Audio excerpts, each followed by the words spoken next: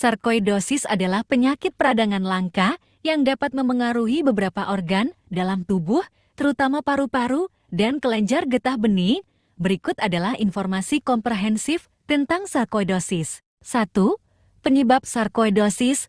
Penyebab pasti sarkoidosis belum diketahui, namun diyakini melibatkan respons imun yang tidak normal yang dipicu oleh paparan zat tertentu pada individu yang rentan secara genetik.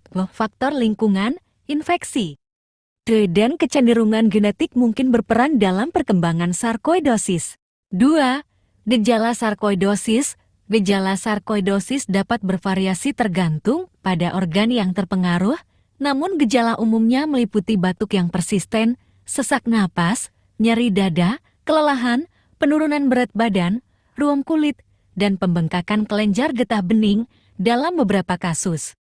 Sarkoidosis mungkin bersifat asimptomatik dan ditemukan secara kebetulan selama pemeriksaan medis. 3.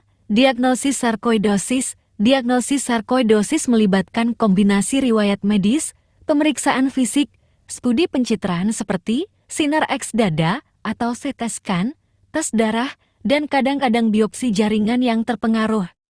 Diagnosis didasarkan pada adanya granuloma non-kasausa pertumbuhan jaringan yang tidak normal pada organ yang terkena. 4. Pengobatan dan pengelolaan.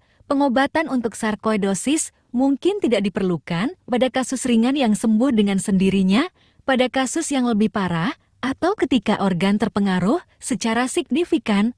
Obat-obatan seperti kortikosteroid, imunosupresan, atau biologis mungkin diresepkan. Pemantauan teratur dan kunjungan tindak lanjut penting untuk menilai perkembangan penyakit, menyesuaikan pengobatan sesuai kebutuhan, dan mengelola komplikasi potensial. 5. Prognosis dan komplikasi.